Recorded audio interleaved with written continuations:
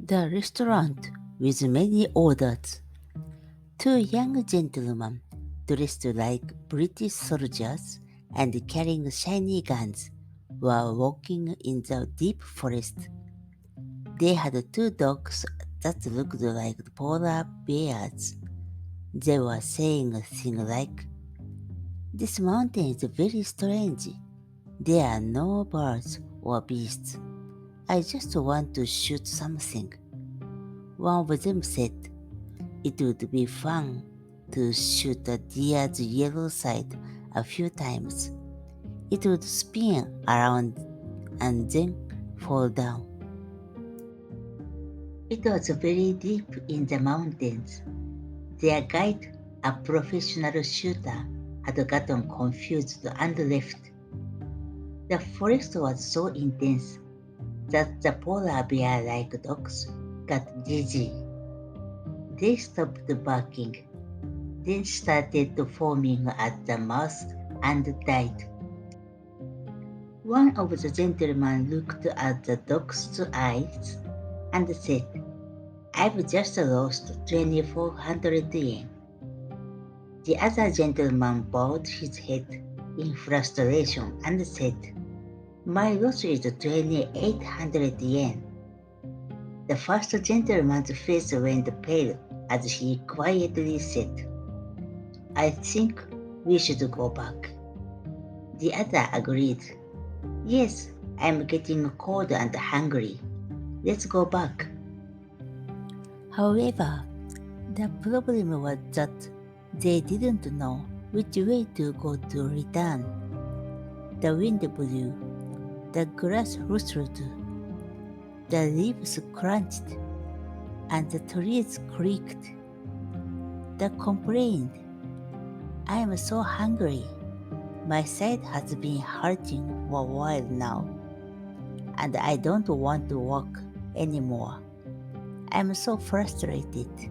I want to eat something." Just then, they noticed a magnificent Western style house behind them. A sign on the door read, "Restaurant, Western style food shop, Wildcat House." One of them said, "This is perfect. Let's go in." They agreed that it was strange to find such a place here, but hope they can get some food. They arrived at the entrance. It was a grand one, built with a white set of bricks. The glass door was open, and it said in gold letters, "Everyone, please come in."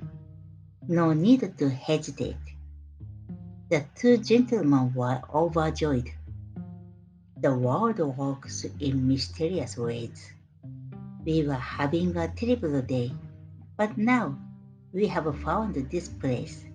Even so, it's a restaurant. They will serve us for free. They pushed the door and entered. It led directly to a corridor.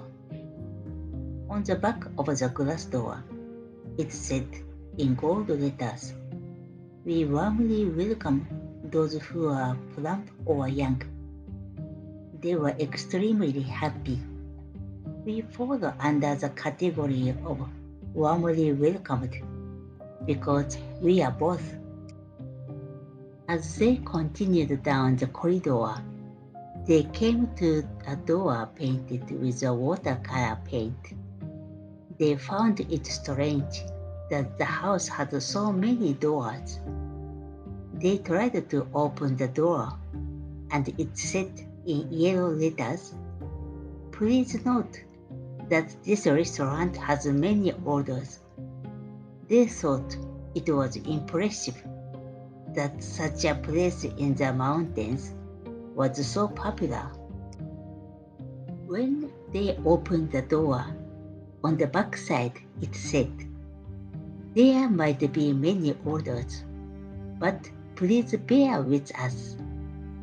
They wondered what it meant.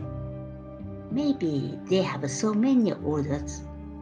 that it takes time to prepare, but they are asking us to bear with us. That's probably it. I want to go into a room soon, and I want to sit at the table. However, there was another door. Beside it was a mirror, and under it was a brush with a long handle. The door had red letters saying, "Customers, please comb your hair neatly. Here, and clean the mud of your shoes." This seems very reasonable. I too had underestimated it earlier, thinking it was in the middle of the mountain.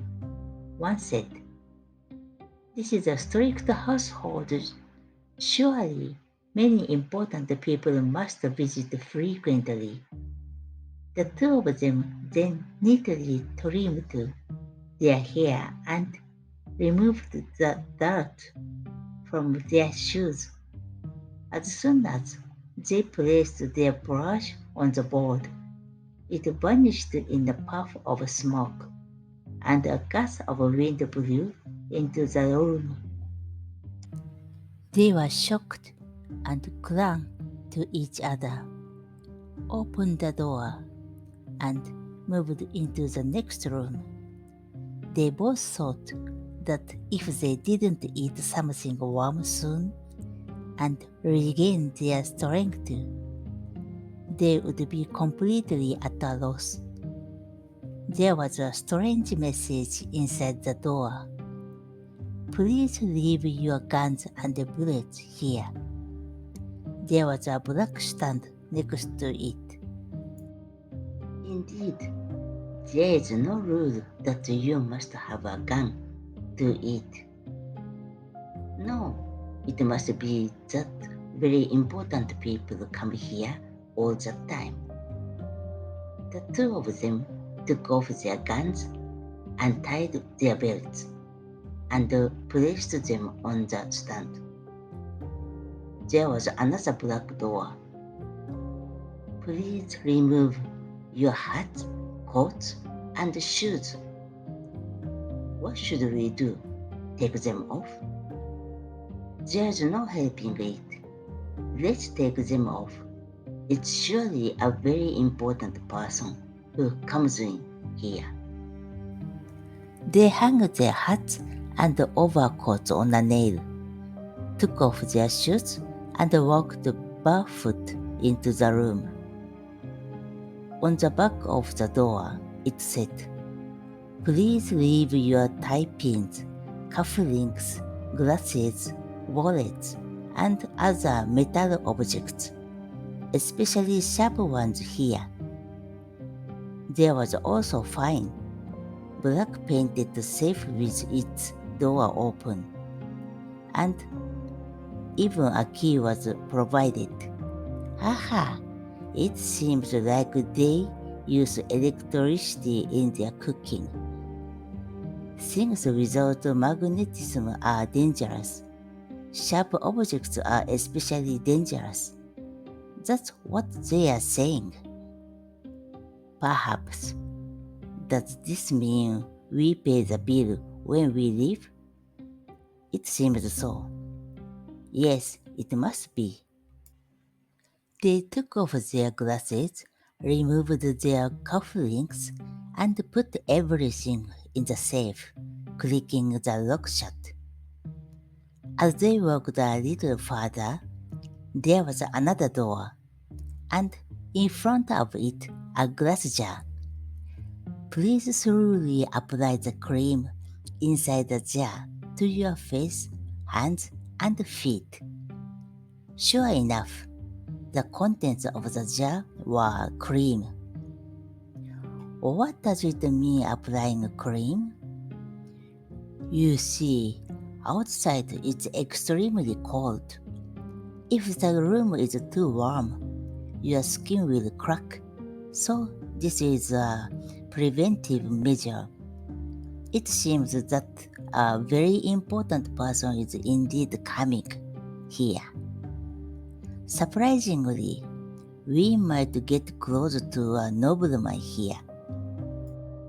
They applied the cream from the jar to their faces, hands, and removed their socks to apply it to their feet.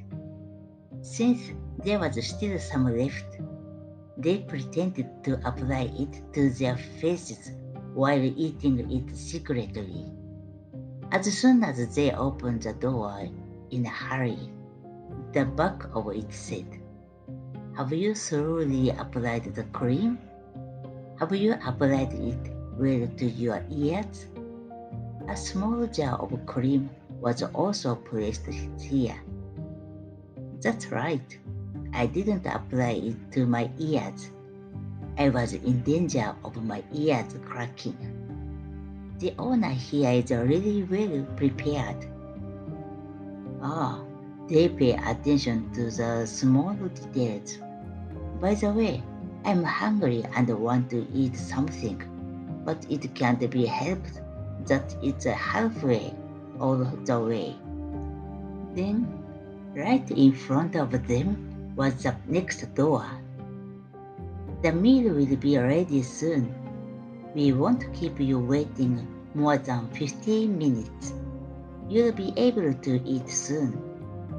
Please quickly apply the perfume in the bottle to your head."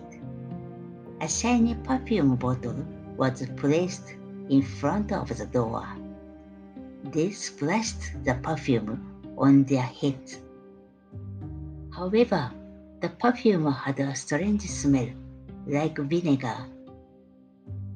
"This perfume smells strangely of vinegar. What happened?" There must have been a mistake. The maid probably caught a cold and put the wrong thing in it. They opened the door and went inside. On the back of the door, it was written in big letters, "We are sorry for numerous and annoying orders. This is it. Please rub a lot of salt from the jar into your bodies." Indeed, there was a splendid blue Seto salt jar. But this time they were taken aback and looked at each other's faces that were heavily covered with cream. "Something is strange." "I think so too." "The many orders mean that they are ordering us." So, in my opinion, a Western-style restaurant is not a place that serves Western-style food to the visitors, but a place that turns the visitors into Western-style food and eats them. This means we, we, we. The man began to tremble and could no longer speak. We.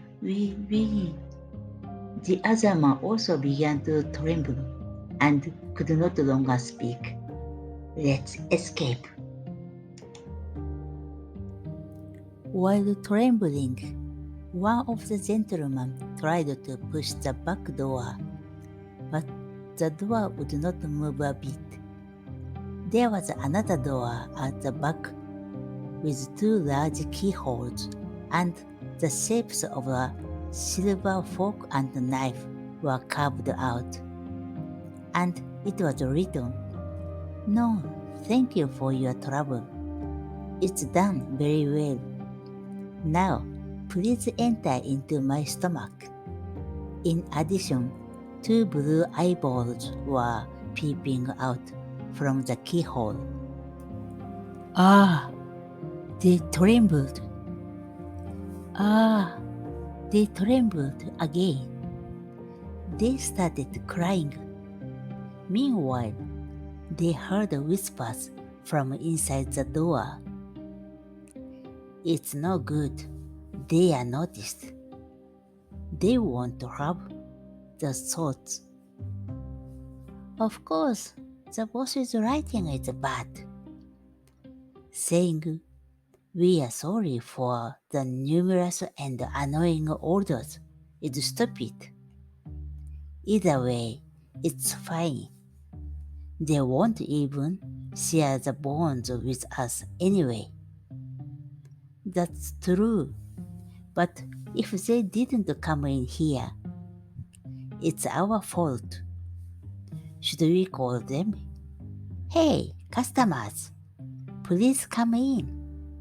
We have washed the dishes and salted the vegetables. All you have to do is to match the vegetables with you and serve them on the white plate. Please come in. Yes, please come in. Or do you dislike salad? If so, shall we start a fire and make it into a fry? Please come in anyway. The two of them were so upset that their faces looked like crumpled paper. They looked at each other's faces and shivered and cried without a word inside. They were laughing and shouting again. Come in, come in. Don't cry too much. The precious cream will flow. Yes, I'm coming right now. Please come in quickly. Please come in quickly. The boss has already put on his napkin, holding a knife, licking his lips, and waiting for the customers. The two of them cried and cried and cried and cried and cried.